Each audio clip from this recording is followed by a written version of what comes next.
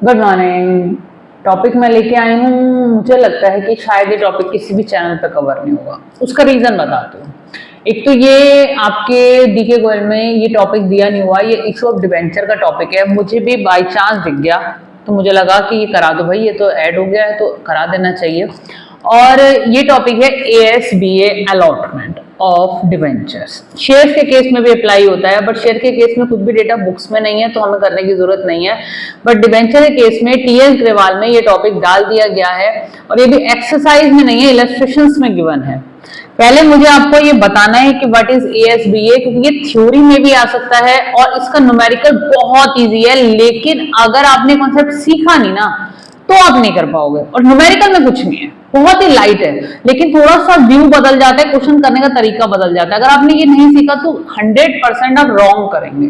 तो आसान चीज को तो सीख ही लो और नई चीज जो आई है वो भी सीख लो। वैसे जो ASBA अलॉटमेंट है ये 2008 में सेबी ने इंट्रोड्यूस कर दिया था, बट बुक्स में नहीं था, इसलिए डीके गोयल में नहीं है। बट आपको करना है, मैं करा रही हूं और मेरे साथ कर लो। और हार्डली इस वीडियो में सीखोगे, क्वेश्चन समझने में टाइम नहीं लगेगा, बट मुझे थ्योरी भी थोड़ी सी एक्सप्लेन करनी है, क्योंकि नए टॉपिक की थ्योरी भी आ जाती है। तो मैं एक्सप्लेन कर रही हूँ, साथ साथ आपको राइट हैंड साइड पे कंटेंट दिख रहा है, आप उसको समझिए। मैं समझा भी रही हूँ और शायद मैं थ्योरी समझाऊंगी और आप न्यूमेरिकल अपने आप कर लेंगे, बट फिर भी मैं 2 न्यूमेरिकल कवर करने वाली हूँ। What is ASBA?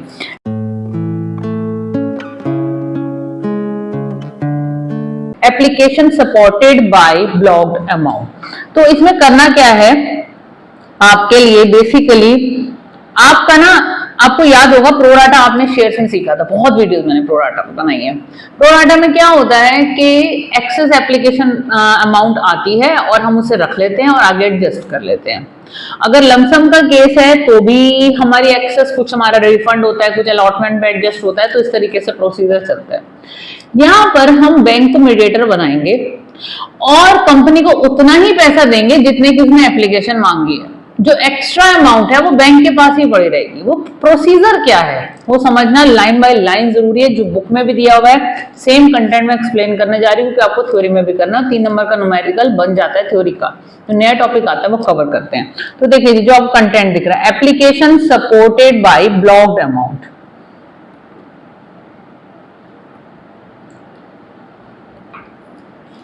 ये देखिए ASBA is a system of applying shares or securities wherein the applicant authorizes his/her bank to block the amount payable as application money, place a lien up to, this is the point, lien up to the amount payable as application money on the number of shares or securities applied। अब मान लीजिए किसी company ने फिर हमारे को 10,000 shares की application के लिए न्यूज़पेपर में ऐड आया, IPO आया और 10,000 शेयर्स की एप्लीकेशन उन्होंने मांगी है, बट कंपनी के पास 15,000 की application I.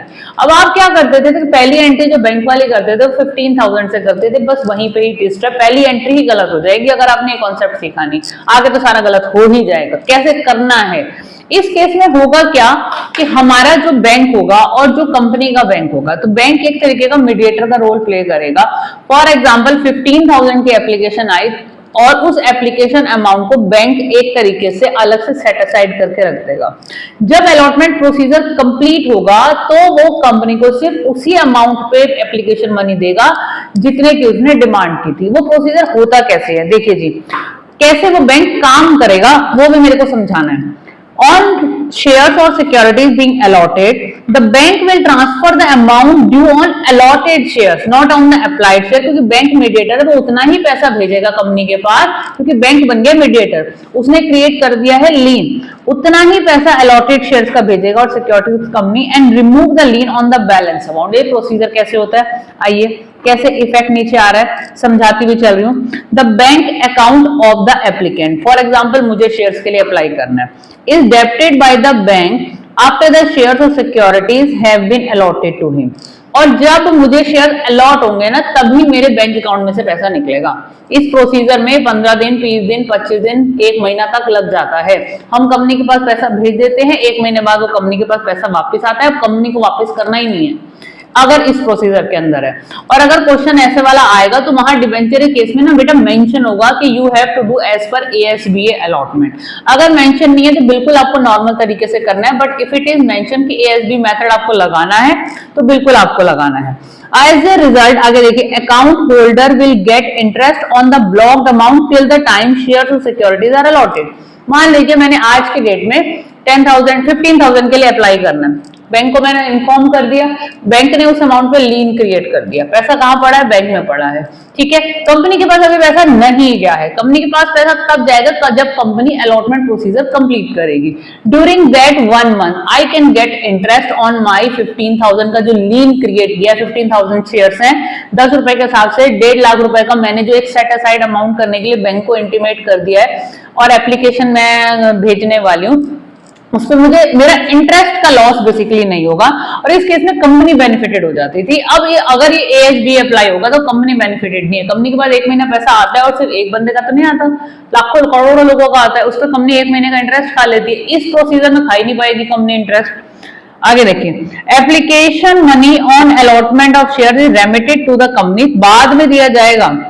Thereafter the account holder will get interest on the reduced amount। ठीक है, अब क्या हुआ, मैंने क्या किया कि 15,000 के हिसाब से एप्लीकेशन का प्लान बनाया, 10 और 15,000 के हिसाब से जब एप्लीकेशन का पैसा वहां पर आया और उसके बाद क्या हुआ कि कंपनी ने 10,000 शेयर ही मुझे अलॉट किए, मैंने अप्लाई किया 15 का, कंपनी ने ज्यादा बहुत बड़ा किया होगा, IPO बड़ा सा निकला होगा, लेकिन कंपनी ने क्या किया कि उसे मुझे 15 की जगह 10,000 शेयर ही दिए, ठीक है। अब जब 10,000 शेयर मुझे दिए हैं तो जो मेरा एक्स्ट्रा है वो बैंक में तो पड़ा है, मुझे इंटरेस्ट मिल रहा है। अब जब मुझे अलॉटमेंट प्रोसीजर हो गया तो मेरा बैंक क्या करेगा, वो 10,000 शेयर के हिसाब से जितने मुझे शेयर्स अलॉट हुए हैं, जितने मुझे डिबेंचर अलॉट हुए हैं, उसका पैसा कंपनी के अकाउंट में क्रेडिट कर देगा। उस दिन मेरे अकाउंट से वो पैसा डेबिट होगा, यानी मैं जो पेमेंट करूंगी at the time of allotment of debenture, जब मुझे वो डिबेंचर्स अलॉट होंगे। सेम कॉन्सेप्ट आपका शेयर्स में भी है।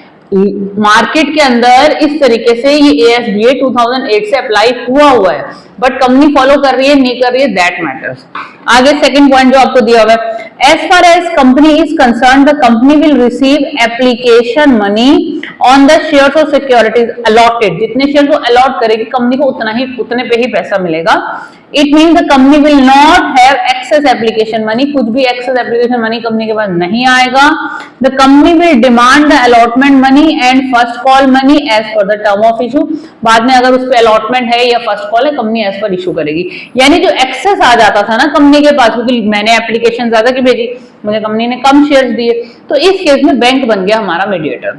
बैंक तभी देगा पैसा, लेकिन वो जो अमाउंट जितने की मैंने एप्लीकेशन भेजनी है, मान लो मेरा मन कर रहा है कि मैं 15,000 शेयर्स के लिए एप्लीकेशन भेजूं, कंपनी ने 1 लाख शेयर्स का IPO निकाला है, तो वो जो 15,000 पे लीन क्रिएट कर देगा बैंक, लीन क्रिएट कर देगा कि भैया वो पैसे पे इंटरेस्ट तो मैं जनरेट कर रही हूँ, लेकिन वो जो लीन क्रिएट हुआ है वो कहीं और यूज नहीं होगा, वो कंपनी के पास ही जाएगा। हो सकता है मुझे 15 के 15 पूरे मिल जाए तो बैंक वो 15 के 15 के हिसाब से पैसा भेज देगा कंपनी के पास। हो सकता है मुझे कम मिले तो जितने मुझे अलॉट होंगे उतने के हिसाब से बैंक मेरा दे देगा, और जिस डेट पे मुझे अलॉटमेंट होगा उसी डेट से मेरे अकाउंट से डेबिट होगी वो अमाउंट।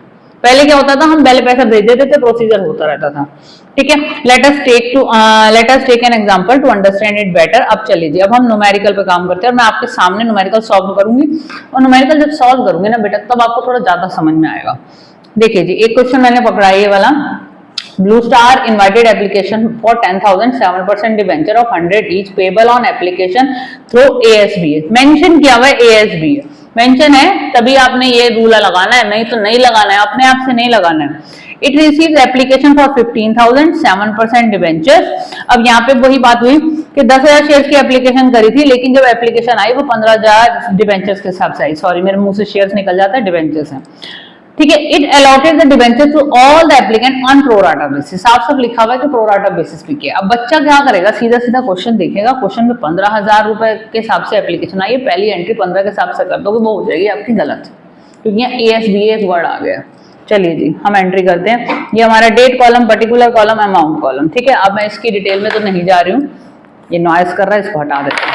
चलिए, पहली एंट्री आपकी होती है एप्लीकेशन की, bank account debit to share application. ये एक ही साथ पैसा हो रहा है तो एप्लीकेशन शेयर्स नहीं है, सॉरी, आपके डिबेंचर्स हैं।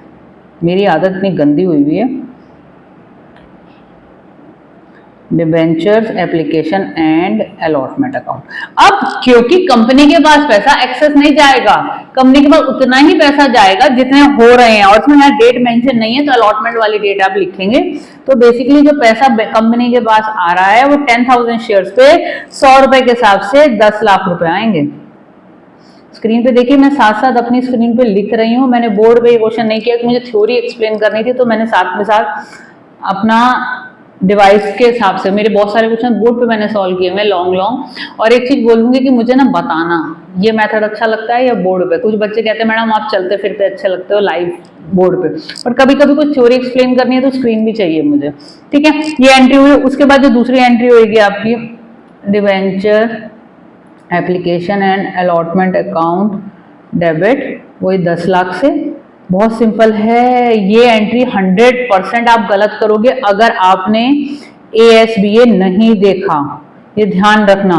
और ये बड़ी ही नजर में आना, it's not that easy. Question D K में कवर नहीं है। अगर ऐसी कोई इंपॉर्टेंट चीज है ना तो दूसरों का भी भला कर दो, अपने फ्रेंड्स से भी पहुंचा दो कि ये टॉपिक नहीं कराया होगा। मुझे नहीं लगता किसी चैनल पे ये टॉपिक कवर्ड है। बाकी ठीक है, हो सकता है इस वीडियो के बाद भी कई लोग कवर करेंगे। चलिए जी, ये हो गया आपका क्वेश्चन नंबर 1। एक न्यूमेरिकल और लेने का मन है। कितना सिंपल था। पहली एंट्री किससे करते, 15 से करते, एक्सेस को रिफंड करते दोनों एंट्री गलत हो जाती। ASBA लिखा था, ध्यान से देखना है, ये ASBA पे वर्क करना है आपको। बस मैंने कहा था पहले स्टार्टिंग बोला था क्वेश्चन बहुत ईजी है। एक चीज और इसमें करानी है, इसलिए मैंने एक क्वेश्चन और पिक किया है। आइए, Red Limit Star Limited invited application for 10,000, 7% debenture of 100 each payable, 40 on application, 25 on allotment। तो 40 plus 25 हो गए 65, तो फाइनल कॉल हो गई आपकी 35 रुपीज की। Application were required to be made using ASBA facility and it received application for 16,000, 7% debenture। It allotted a debenture to all the application on pro rata basis। बेटा लिखा pro rata ही होता है, बच्चा कहेगा pro rata देखा था इसलिए करती, ये गारंटी कर रही हूँ। बहुत बच्चे गलत करेंगे अगर ये क्वेश्चन बोर्ड में आ जाए ना। 100% मैं कह सकती हूँ बहुत बच्चे ASBA दिखेगा ही नहीं। और सबसे बड़ी बात है ये बुक्स में अवेलेबल नहीं है, एक्सरसाइज में न्यूमेरिकल नहीं है, डीके में ये न्यूमेरिकल नहीं है, तो गलत होगा कि नहीं होगा। और टफ है नहीं तो छोड़ना थोड़ी है। मेरे को तो ऐसी चीजें पकड़ने में मजा आता है। चलिए जी, पहले एंट्री करें। Date column, particular column, amount column. ठीक है, फॉर्मेट पूरा नहीं कर रही हूँ।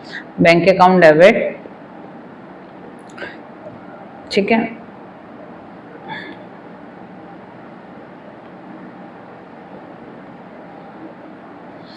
टू डिबेंचर, अब इसमें इंस्टॉलमेंट में है तो पूरा डिबेंचर एप्लीकेशन अकाउंट है हम लिखेंगे। और हमारे पास शेयर्स, हमारी जो एप्लीकेशन है वो 40 रुपए के हिसाब से, बैंक तो एक्स्ट्रा भेजेगा नहीं ना, बैंक तो उतने भेजेगा जितने शेयर्स अलॉट हुए। 10,000 के हिसाब से एप्लीकेशन थी, 40 रुपए के हिसाब से 4 लाख रुपए आए।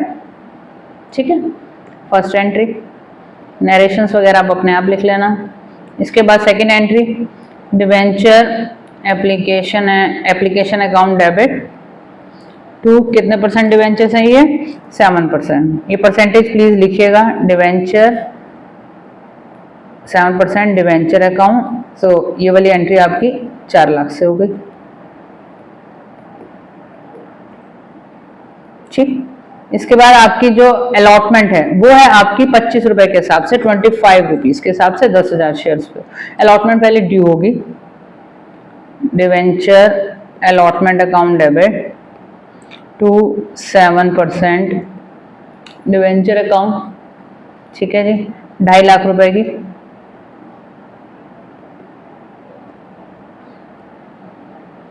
उसके बाद पैसा आएगा bank account debit to debenture allotment account, 2.5 lakh रुपए, सॉरी 2.5 लाख। ठीक, उसके बाद आपकी देखिए फर्स्ट कॉल कितने की थी, फर्स्ट एंड फाइनल कॉल एक साथ थी 35 रुपीज की। Debenture first and final call account debit to 7% debenture account. Debenture account के साथ बेटा आपको परसेंटेज जरूर लिखनी है। ये हो गए आपके 3.5 लाख रुपए से एंट्री। इसके बाद आपका बैंक की एंट्री करेंगे, bank account debit to debenture first and final call account 3.5 lakh रुपए।